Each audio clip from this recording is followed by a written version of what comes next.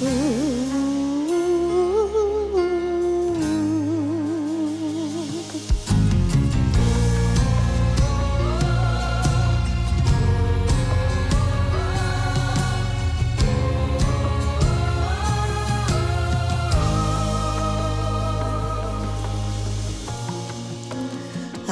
atmosfera é diferente hoje aqui.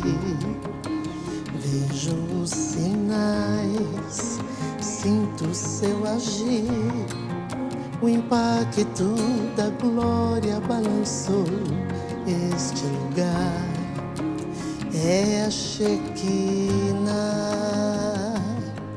Vejo as sarças queimar e não se consumir.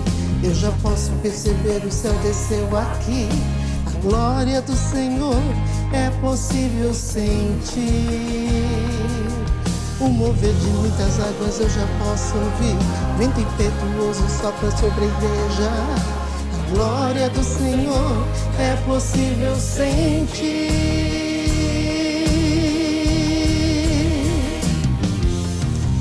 Eu sinto o peso da glória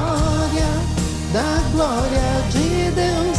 Anjos ministradores em todo lugar. Crianças, jovens, adultos em um só mover. Explosão de milagres, de muito poder. Eu sinto o peso da glória de Deus. Anjos ministradores em todo lugar. Crianças, jovens, adultos em um só mover. É explosão de milagres, de muito poder. Parece que o céu desceu, parece que a igreja subiu. Na atmosfera do céu, o louvor se transferiu. Está aqui a rosa de Saron, a brilhante estrela da manhã, aquele que a glória emana, transbordante a esse lugar de glória. Vejo as sarças queimar e não se consumir. Eu já posso perceber o céu desceu aqui. A glória do Senhor é possível sentir. O mover de muitas águas eu já posso ouvir. Vento impetuoso sopra sobre a igreja. A glória do Senhor é possível sentir. Aleluia! Eu sinto o peso da glória de Deus. Anjos ministradores em todo lugar. Crianças, jovens, adultos em um só mover. É explosão de milagres, de muito poder. Eu sinto o peso da glória. Anjos ministradores em todo lugar. Crianças, jovens, adultos em um só mover. É explosão de milagres, de muito poder. É explosão de milagres, de muito poder. Aleluia! De muito poder. Eu sinto o peso da glória.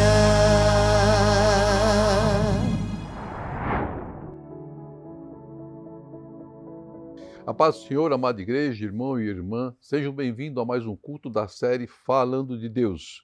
Que nesse início de tarde, Deus possa falar grandemente aos nossos corações, trazendo para nós uma palavra ao qual nós temos buscado da parte do Senhor.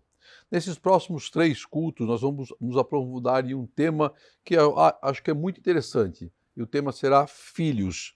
E eu creio que vai nos ajudar a entendermos como Deus olha para os seus filhos, como Deus se alegra com seus filhos. E para quem tem filhos, eu tenho certeza que este tema escolhido será de grande valia e importância para o nosso aprendizado e crescimento espiritual.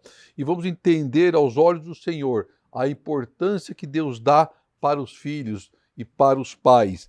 A definição que nós temos de filhos, né, para a mãe, para pai, é que o amor de uma mãe ou de um pai para os filhos é definido como o amor maternal, o amor paternal. Amar os filhos está muito além de um simples afeto.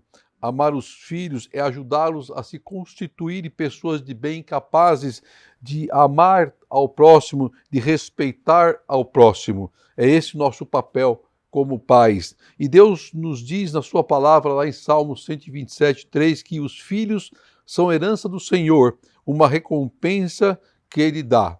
E eu tenho certeza de que todos nós temos uma linda história de vida com nossos filhos, de momentos especiais. Creio que poderíamos passar até longas horas relatando, elencando esses momentos que sempre nos trouxeram grandes experiências e muita alegria. E essa história de vida que nós temos com os filhos, e muitas delas, tenho também certeza que muita coisa será algo que comum a todos.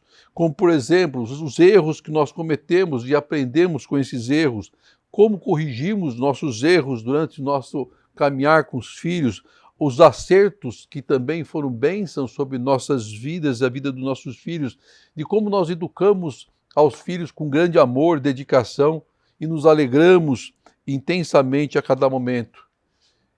E ao ponto de chegarmos e afirmarmos que nós morreríamos por eles.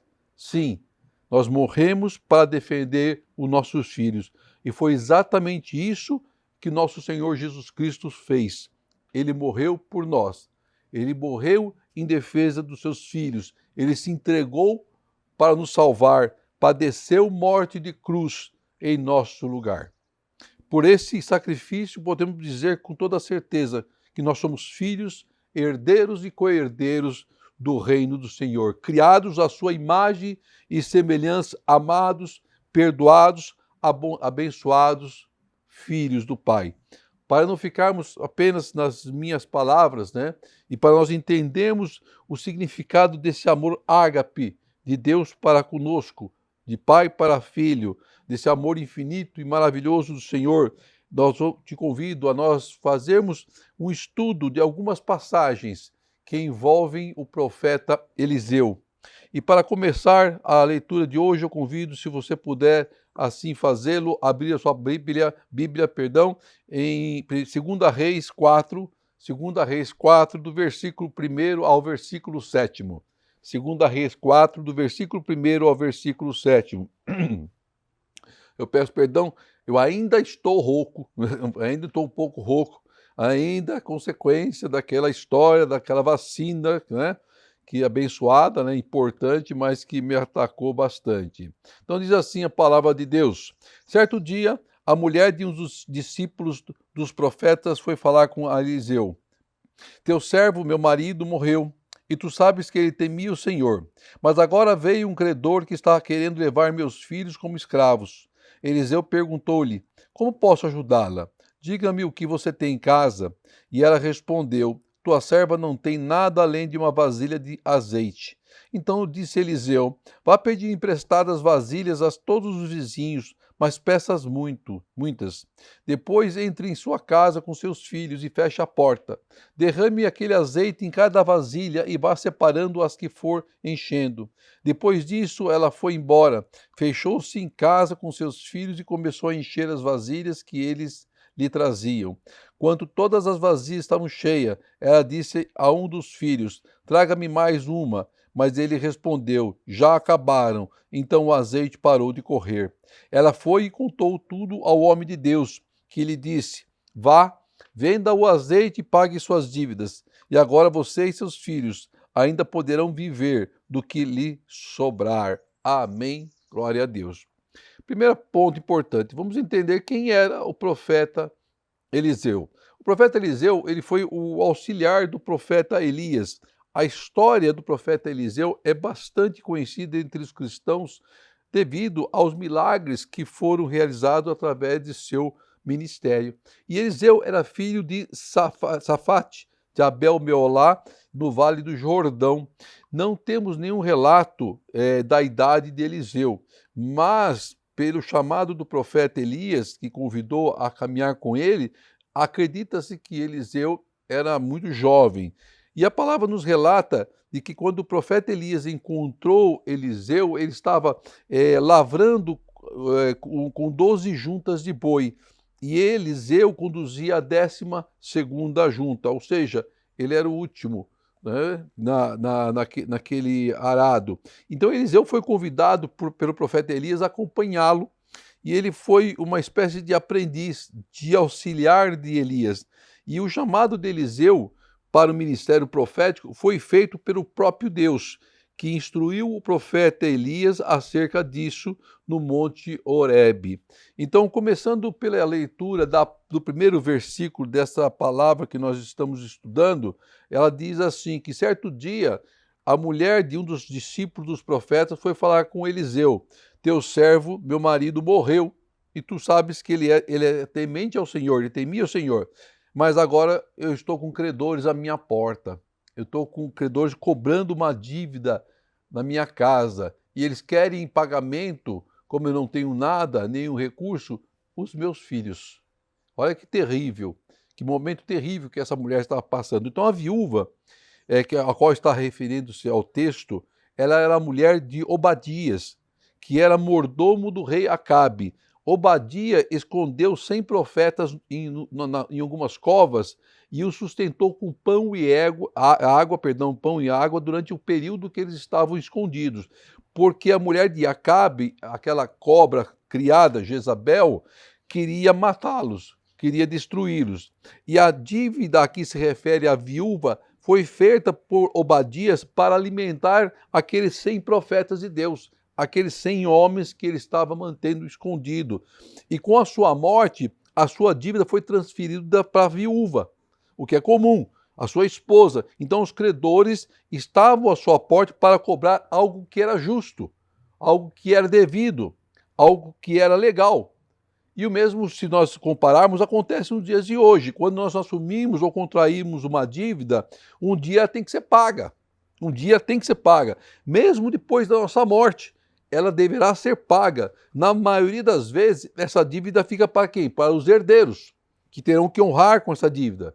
E em outros, quando se tem a pessoa se preocupa em ter um seguro, quem paga a dívida é a companhia seguradora. Ou seja, qualquer que seja a solução, a dívida tem que ser honrada, ela tem que ser paga. Veja que houve uma boa intenção de Obadias, o marido da viúva, em contrair essa dívida, para poder alimentar aqueles homens. Aparentemente, parecia ser uma bênção, que depois se tornou num fardo, num problema, numa luta, numa tristeza. Com a morte do seu esposo, aquela viúva não tinha recursos como honrar o pagamento daquela dívida. E as consequências foram o quê? Os credores baterem a sua porta. Os credores exigiram o pagamento que era devido. Os credores cobrar aquela dívida, o que era correto, o que era legal, porque era devido. Mas aí ela diz na palavra lá que agora veio o credor que está querendo levar meus filhos como escravos para quitar aquela dívida. O fato de sermos cristãos não nos isenta da palavra lançada, do compromisso assumido, de termos que honrar com as nossas dívidas, nossos compromissos, sejam eles qual forem, devem ser honrados. Deus não está no meio da maracutaia. Vamos dar um jeitinho, Deus não está no meio disso, não tem jeitinho com Deus. Temos que dar testemunho. Infelizmente, vemos muito maus exemplos de crentes, não crentes, dando calotes e achando que isso é de Deus. Tira o nome do meio dessa maracutaia, desse rolo. Deus não tem participação ou envolvimento com jeitinhos. Deus honra a sua palavra. Para aquela viúva que não tinha recursos financeiros ou patrimoniais, a única forma dos credores terem a dívida paga seria através dos filhos, levá-los como escravo. Então imagine entregar os seus filhos, que tanto amamos, para se quitar um compromisso, uma dívida, como escravo, como papel de troca, papel moeda de troca. Os filhos sendo o maior bem, seu maior patrimônio, tudo que ela tinha. Eles queriam tomar. Que terrível a dor daquela mulher, que terrível situação, já que ela não tinha nem para comer direito, já tinha perdido seu esposo, por ser uma mulher viúva, era discriminada na época, uma mulher sem marido era discriminada na época, havia também os credores à sua porta, querendo arrancar tudo que ela tinha, aquilo que ela tinha de maior valor, os filhos. Provérbios 22, 26, 27 diz assim: não seja como aqueles que, com um aperto de mão, empenham-se com outros e se tornam fiadores de dívidas. Se você não tem como pagá-las, por que correr o risco de perder até a cama em que dorme? Olha que palavra abençoada. Está entendendo o quão rica é a palavra de Deus? Então vamos seguir com a leitura. Versículo 2 diz assim que Eliseu pergunta então à mulher: como eu posso te ajudar? Diga-me o que você tem em casa. Aí ela responde: tua serva não tem nada além de uma vasilha de azeite. Então a viúva agora, ela busca socorro no lugar certo. Ela teve socorro no lugar certo, em Deus. O profeta de Deus era o canal de comunicação a Deus. Então ela busca no profeta uma resposta de Deus. Não tinha um outro caminho, não tinha uma outra alternativa, não tinha uma luz no final do túnel, mas em Deus ela sabia que haveria uma resposta. Afinal, ela convivia com o profeta, seu marido, que era um profeta de Deus, seu esposo. Então ela vivenciou resposta e agir de Deus, milagres de Deus. Às vezes nós convivemos de um lar cristão e no meio da luta nós nos esquecemos do que Deus pode fazer, de que Ele é o Deus do impossível. Somente Deus teremos uma resposta à nossa aflição, à nossa luta, ao nosso clamor. E prontamente vemos o servo de Deus disposto a ajudar aquela viúva, esposa de um servo de Deus, de um profeta, Obadias, que se empenhou em ajudar a salvar homens de Deus. Então, mesmo colocando em risco a sua vida, Obadias fez de ajudar aqueles 100 homens. E ele contraiu uma dívida para ajudar aqueles 100 homens, entregou tudo para aqueles homens pudessem ser poupados, para sustento. E Eliseu sabia do amor de Deus pelos seus servos, de que pai não se desampara seus filhos, Deus nunca desamparará seus filhos. E Eliseu pergunta então à viúva: como eu posso te ajudar? Como eu posso te ajudar? Ou seja, o que você tem como patrimônio, o que você tem na sua despensa, o que você tem de valor. E ela tinha somente os filhos e uma botija com um pouco de azeite. Ao primeiro momento, a solução que a viúva buscava não era de milagre, mas algo que com seu esforço o profeta pudesse ajudar a resolver aquele problema. Muitas vezes em nossas lutas, em algumas situações que enfrentamos, Deus quer o nosso empenho, quer também o nosso esforço em busca de uma solução, algo que esteja nas nossas mãos. E temos que passar sim por um momento de lutas para assim sermos usados por Deus e vivermos experiências sobrenaturais com Deus. E isso que ia acontecer com essa viúva. E muitas das nossas lutas são geradas por nós mesmos. Aquela viúva, ela tinha uma dívida que foi gerada pelo seu esposo. Foi gerado por um momento que ele precisou contrair a dívida. E nós temos que entender que estamos passando por luta e, em parte ou total, ela pode ter sido gerada por nossos atos, por nossas atitudes. E nós temos que assumir isso e não simplesmente jogar para debaixo do tapete. Temos que honrar a nossa palavra. Um cristão não joga os seus problemas para debaixo do tapete, ele os enfrenta. Aprenda a enfrentar seus problemas de cabeça erguida. Então a viúva responde ao profeta: tua serva não tem nada além de uma vasilha de azeite. Mas era o suficiente para Deus operar um milagre. Não precisa de muito para Deus operar milagre. Então fica claro ao profeta que aquela mulher não tinha nenhum recurso ou patrimônio para conseguir honrar a sua dívida, mas aquele azeite seria o suficiente. Ela tinha pleno conhecimento, ciência do seu problema. Ela não tentou omitir, ela não tentou disfarçar, ela não tentou encobrir, ela não tentou desqualificar. O fato de estar sendo cobrada era de uma dívida real, verdadeira, legítima. Eu já vi situações em que crente pega emprestado e ainda fica bravo se é cobrado. Que absurdo! Que belo exemplo de cristão. Depois ainda quer ser abençoado. Como que Deus pode abençoar numa situação dessa? Precisa primeiro se converter, para depois ser abençoado. Então, empenhar sua palavra, assumir um compromisso e depois jogar no esquecimento, jogar para debaixo do tapete, isso, irmão, me perdoe, não é de Deus. A viúva sabia que era devido, mas não tinha como saudá-lo, não possuía bens para isso, a não ser os seus amados filhos. Então veja que temos um longo diálogo daquela viúva com o profeta, mas temos a certeza que pelas palavras que foram lançadas, que a viúva não tentou em nenhum momento enrolar, em mentir, e se fazer de vítima, choramingar, mas sim buscou socorro naquele que poderia trazer o seu socorro. Ela estava certa do que estava acontecendo. Ela sabia que não tinha recurso. Ela sabia que tinha apenas os filhos que tanto amava, mas sabia que havia um Deus capaz de mudar a sua história, meu irmão. Há um Deus capaz de mudar a sua história. Aquela viúva não estava à busca de ajuda, de homens, mas sim de um profeta de Deus. Então a sua ajuda não está nas mãos, no braço de homens, mas sim de Deus. É de Deus que virá a sua ajuda. Quando não temos mais saída aos nossos problemas, temos que sim recorrer a Deus, não a homem, mas a Deus. A Deus. Eliseu, na época, era o canal de comunicação com Deus. Ele era o profeta.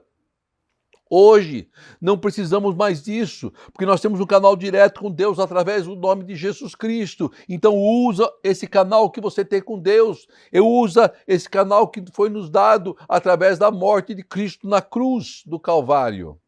Aí o versículo 3 diz que então Eliseu pede para ela pedir vasilhas emprestadas. Vai e pede para os seus vizinhos vasilhas emprestadas, muitas vasilhas. Muitas vasilhas. Veja que o profeta passa uma orientação àquela mulher.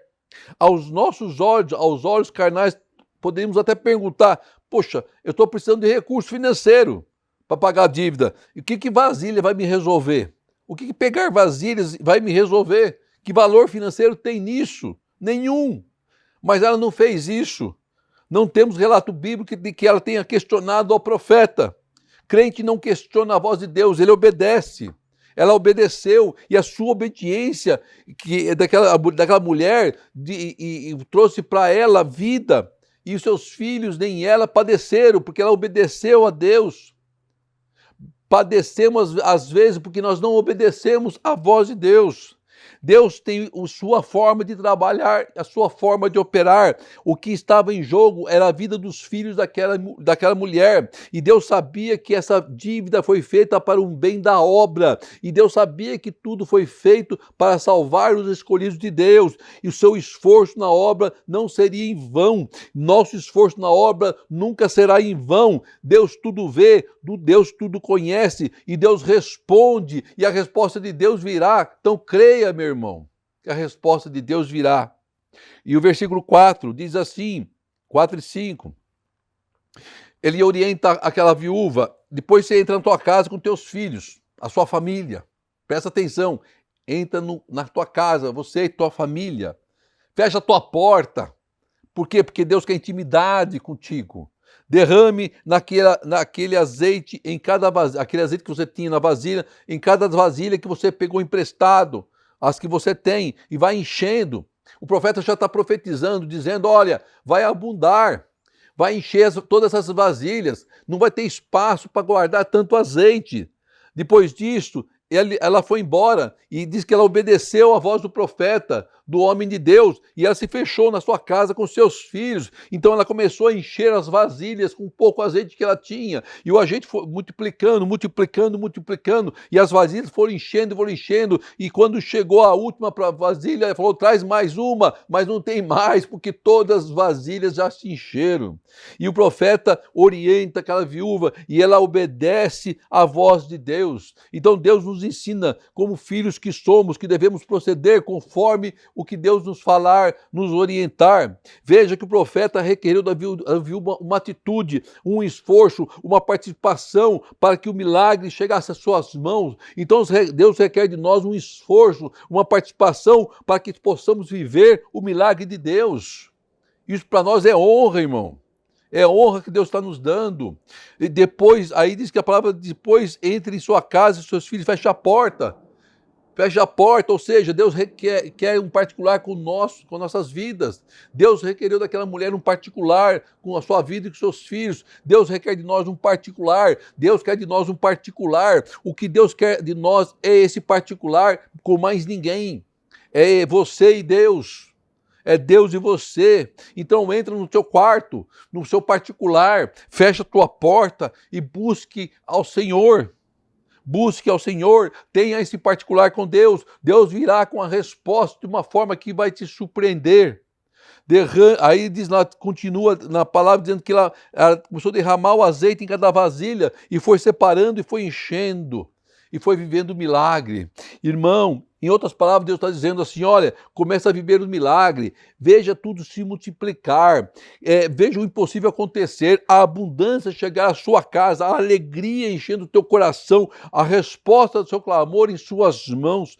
Viva os milagres de Deus. Um cristão precisa aprender a viver os milagres do Pai, a viver os milagres de Deus, viver a alegria que Deus derrama sobre a sua vida, seus filhos, a sua casa, a sua família, em nome de Jesus, querida igreja. Então comece a encher as vasilhas, continue a separar as vasilhas e continue enchendo as vasilhas. Viva o milagre da multiplicação, o milagre que de Deus não se explica, ele se vive.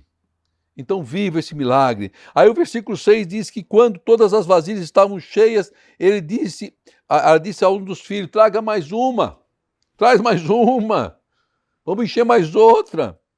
Veja como é maravilhoso vivermos experiências com Deus, a alegria da família, dos pais, dos filhos, em prepararem aquele lugar e verem a situação, aquele cativeiro sendo mudado, o azeite multiplicando, o azeite enchendo, e as vasilhas se acabaram.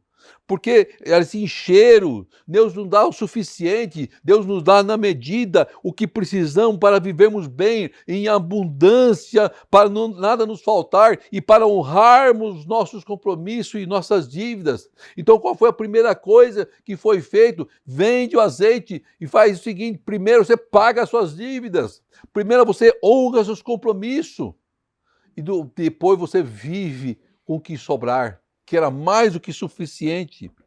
E foi exatamente o que a viúva fez. Sabe por quê? Porque Deus não nos abandona. Deus nunca abandonará um filho e Deus não vai te abandonar, nunca, jamais. Então corra para os braços do Pai eterno, porque Ele estará sempre pronto a nos receber. Aí no último versículo 7 diz que ela correu para contar para o homem de Deus do milagre, do que havia acontecido. Assim acontece em nossas vidas. Nós queremos contar, compartilhar a bênção recebida, o milagre em nossas vidas. Ela compartilha com a pessoa certa, com o profeta, o servo de Deus, aquele que foi tocado para ajudá-la. Assim devemos também proceder, compartilhar com quem realmente vive a nossa tristeza e vive a nossa alegria. A alegria do milagre que nos contagia, os pais que compartilham com os filhos que compartilham com os pais, a alegria de toda a casa da que a família está vivendo, a bênção de geração em geração. Veja como Deus entende, como filhos amados que somos, Pai perfeito, pronto a ouvir ao nosso clamor, ao nosso socorro.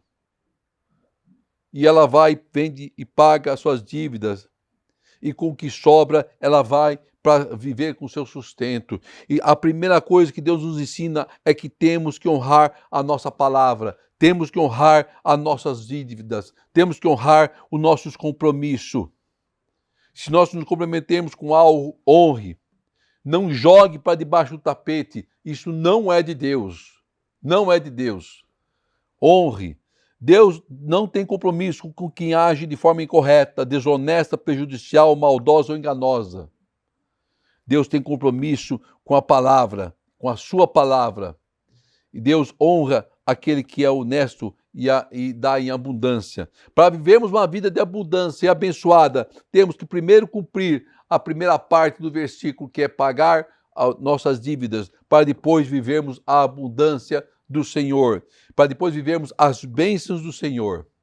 Provérbios 22:6 diz assim: eduque a criança no caminho que deve andar, e até o fim da vida não será desviará dele. Ou seja exemplo para os seus filhos. Assim como Deus é exemplo para nossas vidas, nós temos que ser exemplo para nossos filhos. Assim como Deus nos ensina que temos que replicar esse ensinamento para nossos filhos. Só assim viveremos a bênção de Deus. Então, meu irmão, minha irmã, viva os milagres e experiências com Deus e tenha uma vida feliz e abençoada em Cristo Jesus. Oremos ao Pai. Querido Deus, amado Senhor, eu te agradeço, Pai querido, por esta palavra, a qual tu nos ensinaste, Pai amado, na passagem de Eliseu, Pai, o quanto é importante, Pai, nós buscarmos em Ti o socorro, Senhor. Quão importante nós honrarmos a nossa palavra, honrarmos nossos compromissos. O quão importante é nós educarmos os nossos filhos a andarem corretamente, a serem bênção onde quer que eles pisem, a amar o próximo, Pai. Por tudo isso eu quero te agradecer. E que seja bênção na vida de cada um que está participando deste culto, Pai, ouvindo esta palavra, Senhor. Que seja bênção sobre a família, Pai. Que seja bênção sobre os filhos, Pai querido. É que eu te peço em Cristo Jesus. Que a graça de nosso Senhor Jesus Cristo, o amor e as doces consolações do Espírito Santo estejam com todos, hoje e sempre, em Cristo Jesus. Amém e amém. Glória seja dada a Ti. Da glória de Deus, anjos ministradores em todo lugar, crianças, jovens, adultos, em um só mover, explosão de milagres, de muito poder. Eu sinto o peso da glória de Deus, anjos ministradores.